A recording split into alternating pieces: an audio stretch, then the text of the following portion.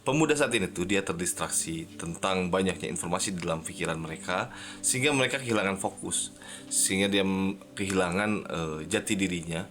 Dia tidak menemukan dirinya, potensi dalam dirinya, karena dia terlalu banyak menyerap informasi di dalam benak kepalanya, sehingga banyak sekali bisikan-bisikan di dalam pikirannya yang membuat dia bingung dia harus melakukan apa. Nah, ini sekarang kita akan membahas bagaimana cara kita terbebas dari distraksi tersebut. Fenomena sekarang, anak muda sekarang itu kebanyakan sedikit-sedikit scroll-scroll media sosial dan sebagainya macamnya. Itu yang membuat dia kehilangan jati dirinya. Jadi terlalu banyak informasi yang ada di kepalanya, sehingga dia bingung apa yang harus dia lakukan, apa yang harus dia kembangkan, apa yang harus dia fokuskan. Nah, itu yang harus kita sama-sama evaluasi dalam diri kita masing-masing. Ya, minimal kita punya quality time, bagaimana kita jauh daripada gadget. Gadget ini banyak positifnya, banyak juga negatifnya. Bagaimana kita ini tidak ketergantungan dengan gadget. Kita mulai daripada apa yang kita akan lakukan, kita lakukan. Kita hilangkan segala macam informasi dulu dalam pikiran kita. Kita fokuskan tujuan kita apa yang akan kita bangun, yang akan menjadi positif untuk kita lakukan ke depannya, kita akan menjadi apa dan sebagainya macam. Hilangkan segala macam informasi yang terlalu banyak itu. Kita freshkan pikiran kita. Kita ikuti apa yang ada di dalam hati kita. Misalkan kita membuat daripada hal terkecil saja. Kita mulai dari bangun pagi, kita mandi dan sebagainya macam.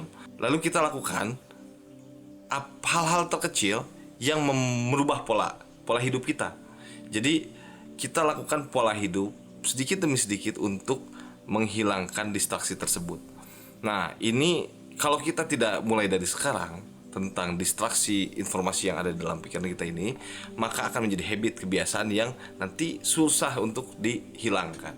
Nah, ketergantungan ini kita harus mulai dari sekarang. Bagaimana kita membangun diri kita, membangun pikiran kita, membangun keseharian kita, sosial kita di masyarakat, dan sebagainya macamnya. Nah, gadget ini adalah penunjang informasi-informasi yang kita butuhkan, yang akan memfokuskan kita pada satu tujuan, yang akan membangun jati diri kita. Kita akan membangun fokus kita ke depan, bagaimana kita menjadi manusia yang berguna di masyarakat, di keluarga kita lah. Minimal kita memulai dari keluarga kita. Dengan memulai membangun diri kita, mulai dari hal yang terkecil, itu akan menentukan nasib kita ke depan, akan merubah mindset, pola pikir kita ke depan. Nah, itu yang pertama. Yang keduanya adalah menjaga pergaulan. Ketika kita memiliki pergaulan yang kurang baik, maka tinggalkan.